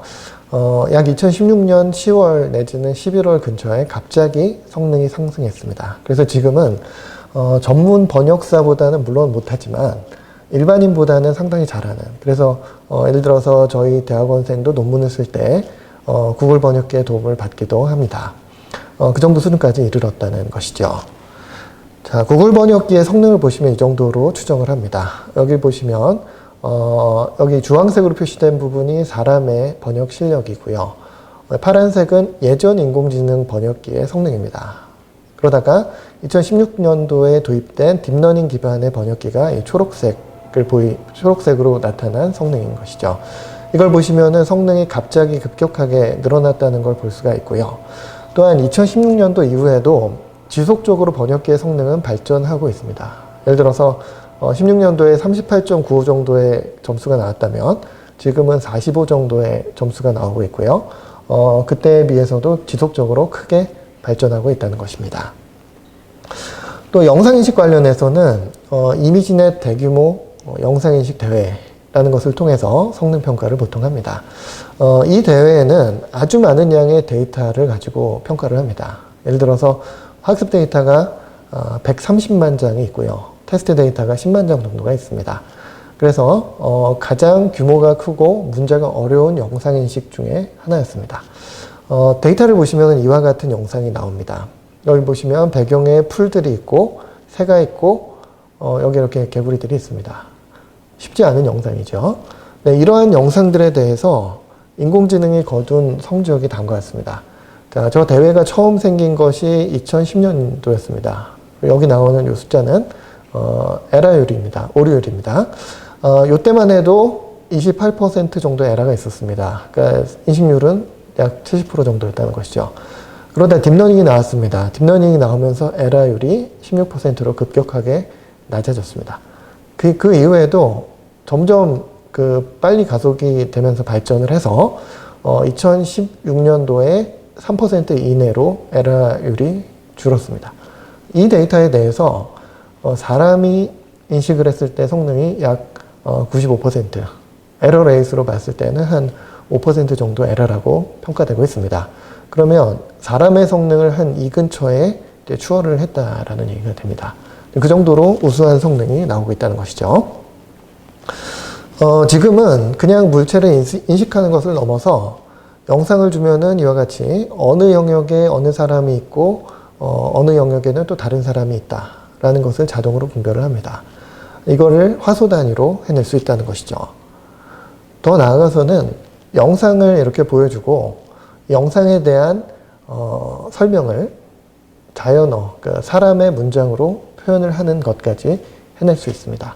그러니까 예전 같으면 이 영상을 주고 여기 강아지가 있다 이 정도까지는 맞출 수가 있는데요. 지금은 이와 같이 개가 다른 개 앞에 해변에 이렇게 앉아 있다 이런 부분을 문장으로까지 표현을 해주는 단계에 이르렀습니다.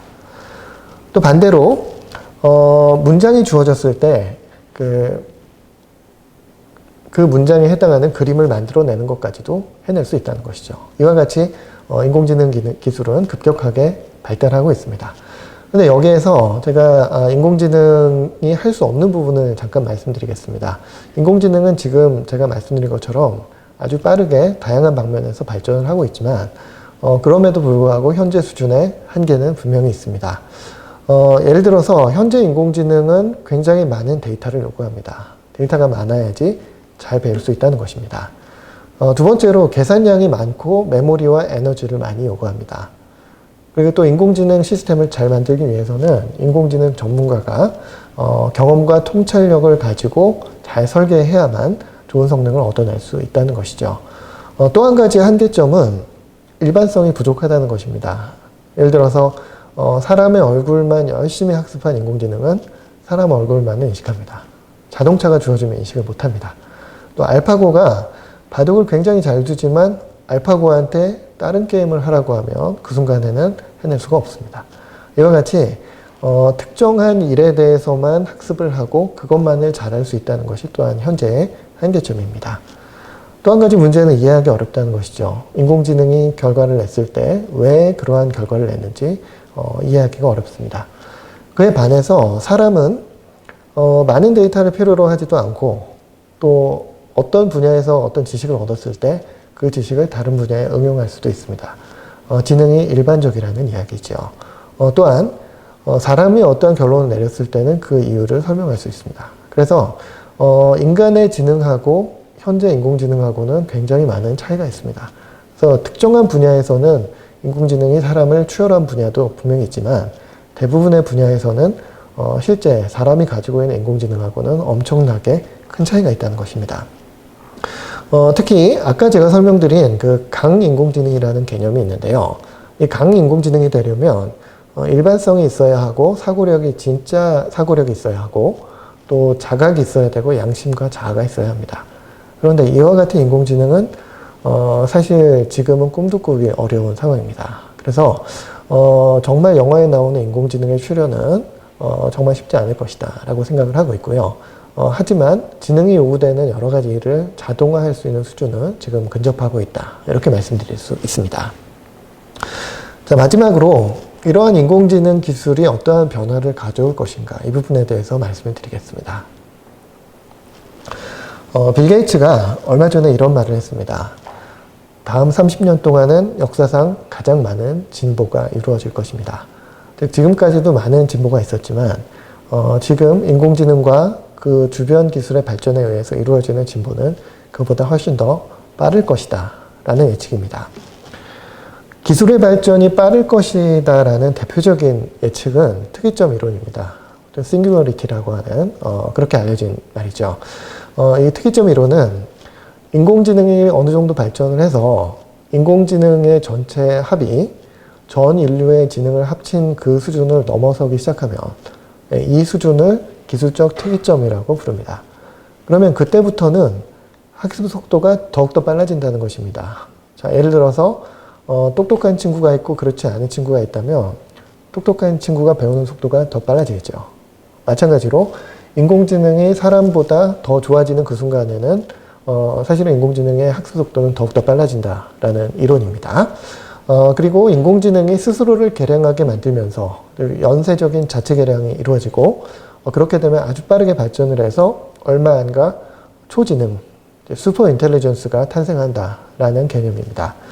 자, 그런데 정말 이 특이점 이론이 올 것인가? 이 점에 대해서는 전문가들마다 의견이 다릅니다.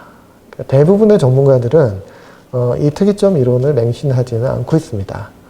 저도 그런 사람 중에 한 명인데요. 그 이유는 이 특이점 이론은 여러 가지 가정을 기반으로 하고 있습니다. 그런데 그 가정들이 실제 정말 이루어질 것이다 라고 단정하기 어려운 것들이 많이 있다는 것이죠. 그래서 특이점 이론과 같이 급격하게 발달하는 지점, 그 기술적인 특이점이 올 것이냐에 대해서는 긍정적인 전문가보다는 부정적인 전문가가 좀 더 많습니다. 네, 그렇지만 실제적으로 기술 발전은 가속되고 있고 실제적으로 기술 발전은 매우 빠릅니다. 그러한 관점에 대해서 제가 현실적인 전망을 좀 말씀을 드리고 싶습니다. 첫 번째, 기술이 빨라질 것이다 라는 근거는 이미 발전 속도가 아주 빠르다는 것입니다. 저는 인공지능을 연구하는 사람이고요. 인공지능의 기술 발전을 아주 가까이에서 보는 사람입니다. 그러니까 세상에 알려진 속도보다 사실은 기술 발전 속도는 더 빠릅니다. 어떤 면에서 과학기술자로서 이렇게 빠른 속도의 기술 발전을 볼 수 있다는 것 자체가 놀라운 정도이고요. 그 기술 발전의 속도가 더욱더 빨라진다는 점에 있어서 더욱더 놀랍습니다. 그 정도로 빠르게 발전이 이루어지고 있고요. 또한 인공지능만 발전하는 것이 아니라 인공지능의 주변 분야가 같이 발전하고 있습니다. 예를 들어 인공지능 바로 옆에 있는 빅데이터라는 분야도 발전하고 있고요. 사물인터넷, 그리고 클라우드라는 분야도 같이 발전하고 있습니다. 이렇게 주변 분야가 발전을 하면은 혼자서도 발전하고 있는 인공지능하고 같이 결합해서 새로운 기술, 새로운 응용 분야가 지속적으로 창출될 수 있습니다. 그와 같은 시너지 효과에 의해서 더 빠른 기술이 발전될 수 있다는 것이고요. 그 다음에는 인공지능 연구자와 기업들이 매우 많다는 점입니다. 현재 역사상 정말 많은 사람이 이와 같이 한 분야에서 연구하고 공부하는 사례는 참 찾기 어려울 것입니다. 그 정도로 많은 기업과 연구자들이 인공지능을 연구를 하고 있고요. 연구자들이 많기 때문에 기술 발전 속도도 빠를 수밖에 없습니다. 또한 마지막 이유로는 기술 발전과 그 시장이 이제 결합되어야 되는 것이죠. 예를 들어서 인공지능에 대한 투자가 이루어집니다. 그럼 기술이 발전합니다. 그런데 기술과 시장이 결합했기 때문에 기술이 발전하면은 바로 서비스와 제품의 경쟁력 강화로 이어집니다. 그럼 결국 매출과 이익이 증가하는 구조가 되었다는 것이죠. 이렇게 되면은 증가한 매출과 이익이 다시 기술 개발에 투자됩니다. 그럼 기술 발전 속도는 더 빨라지고 또 기술이 서비스와 제품의 경쟁력을 더욱더 강화하고 그럼 계속 이와 같은 사이클이 만들어져 있다는 것이죠. 그래서 기술은 발전하고 발전한 기술은 이익이 되어서 더 투자를 이끌어내고 그러한 사이클이 만들어졌습니다. 그러므로 인공지능 기술은 지금보다도 더 빠른 속도로 당분간은 발전할 것이다 라고 예측합니다. 또한 인공지능은 혁신을 일으킬 수 있는 아주 중요한 키워드가 됐습니다. 인공지능 더하기 X, 이 X에 여러 가지가 올 수 있죠. 예를 들어 인공지능과 의료가 결합해서 혁신을 일으킬 수 있고요. 인공지능과 경영이 결합해서 경영 쪽에 혁신을 일으킬 수 있습니다. 그 인공지능과 교육, 인공지능과 제조, 인공지능과 문화 이와 같이 여러 분야의 혁신을 일으킬 수 있는 잠재력이 인공지능에 있습니다. 그렇기 때문에 인공지능이 빨리 발전할 것이다 라는 것이죠. 인공지능은 결과적으로 많은 사람들이 미래의 인터넷 또는 전기와 같은 역할을 할 것이다 라고 전망을 하고 있습니다. 자, 한 가지 예를 들어 보겠습니다. 자율주행차가 최근 발전하고 있는데요. 자율주행차가 아직까지도 완성되지는 않았습니다. 그러나 이쪽 분야가 발전하면 어떠한 사회적인 영향이 있을 것인가 잠깐 살펴보죠. 일단 자율주행이 가능해지면은 더욱더 안전해질 수 있고요. 사람이 편해지고 또 여가 시간이 많아질 수 있습니다. 그런데 그것을 넘어서서 사실 자율주행자가 보급화가 된다면 대중교통 체제가 완전히 뒤바뀌게 됩니다. 또 한 가지는 주차장 문제가 지금과는 완전히 달라집니다. 사람이 주차할 필요가 없기 때문이죠. 자동차는 스스로 혼자서 이렇게 길을 계속 다니다가 필요한 사람이 있으면 태우고 가면 됩니다. 주차 문제가 없어진다는 것이고요. 또 어떤 분들은 이러한 자율주행차로 인해서 도시화의 반대, 역도시화가 이루어질 거라고 하는 분들도 있습니다. 또 생활 패턴이 바뀌게 되는데요. 자동차가 소유의 대상이 아니라 공유의 대상이 될 수 있고 또 산업도 바꿉니다. 지금은 엔진차 중심의 산업이 발전했는데 앞으로는 전기차, 모터와 배터리 중심의 산업으로 바뀌게 될 것입니다. 이와 같이 자율주행차 하나가 상당히 많은 사회적 변화를 일으킬 수가 있습니다. 자, 앞으로는 어떻게 바뀌게 되겠는지 잠깐 말씀을 드리겠습니다. 최근 이야기하는 4차 산업혁명의 시대를 한마디로 얘기하면 격변의 시대라고 말할 수가 있습니다. 자, 먼저 지식이 대중화가 됩니다. 자, 지금은 우리가 어떠한 사실을 알기 위해서는 그 분야의 전문가를 찾아가거나 책을 찾아야 합니다. 근데 지금 그 인터넷과 검색 엔진이 나온 이후에는요, 인터넷에 어마어마한 지식이 들어있고 그 지식을 검색 엔진을 통해서 쉽게 찾을 수가 있습니다. 이 말은 지식이 과거에는 소수의 전유물이었지만 지금은 누구나 접근할 수 있는 기회가 주어진다는 뜻입니다. 또 초연결 사회가 옵니다. 와이파이, 5G, 클라우드 이런 기술 때문에 언제든지 우리가 인터넷과 다른 사람들에 접근할 수가 있습니다. 또 누구나 큰 영향력을 가질 수 있는 기회가 주어집니다. 한동안은 우리가 정보를 일방적으로 받아들이기만 하는 소비자였습니다. 그러나 지금은 누구나 정보의 생산자가 될 수 있습니다. 누구나 블로그를 운영할 수 있고 유튜브 채널을 운영할 수 있습니다. 자기가 가지고 있는 지식이나 어떠한 사상 등을 그러한 ICT 인프라를 통해서 파급 효과를 일으킬 수 있다는 것이죠. 또한 데이터 기반 사회가 됩니다. 자, 데이터 분석을 하지 않았을 때에는 많은 경우에 결정자의 그 경험이나 직관에 의해서 판단을 내렸습니다. 지금은 실시간으로 데이터를 획득할 수 있고 분석할 수 있습니다. 즉 우리가 어떤 감으로서 직관으로서 예측했던 것이 실제 관찰 가능해졌다는 것이죠. 훨씬 더 정확하고 합리적인 판단을 할 수 있습니다.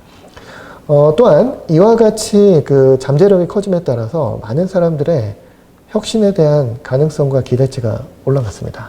예를 들어서 컴퓨터가 새로 나왔습니다. 그럼 속도가 2배가 빨라집니다. 근데 속도가 2배가 빨라지면 사실 굉장한 기술 발전이거든요. 근데 지금은 사람들이 절대 그것 가지고 만족하지 않습니다. 속도만 빨라졌네. 새로운 건 무엇이냐? 라고 다시 질문을 합니다. 혁신과 새로운 것에 대해서 아주 기본적으로 기대를 가지고 있는 시대가 되었다는 것이죠. 자, 그러면 그와 같은 변화는 사회를 어느 정도 속도로 변화시킬 것인가에 대한 이야기를 하겠습니다. 자, 일단 기술 발전 속도는 상당히 빠릅니다. 아까 말씀드린 것처럼 기술 자체도 빠르고 또 발전하는 기술들이 서로 융합하고 시너지를 내므로써 더 빨라집니다.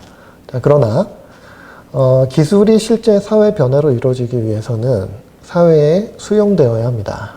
그런데 기술이 사회에 수용되는 속도는 기술 발전보다 훨씬 느릴 것으로 예측합니다. 그 이유는 두 가지가 있는데요. 첫 번째는 정서적인 문제입니다.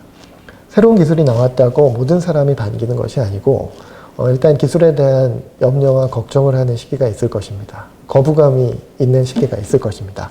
그래서 일반인들이 그 기술을 받아들이기 위한 정서적인 시간이 필요합니다. 또한 제도적인, 법적인 체제가 변환되어야 되는 시기가 있는데요. 사실 지금 의료 분야라든가 금융 분야 또는 자동차 분야에서 기술을 적용하는데 가장 어려움이 되는 부분은 제도입니다. 과거에 사고를 막기 위한 제도들이 기술 발전에 합당하지 않은 부분이 있기 때문이죠. 자, 이런 관점에서 보면은 변화는 광범위하게 이루어질 것입니다. 그리고 꽤 큰 변화가 이루어질 것입니다. 그러나 그 속도는 만약 우리가 아주 빠른 변화를 기대하고 있다면 그보다는 훨씬 느릴 것입니다.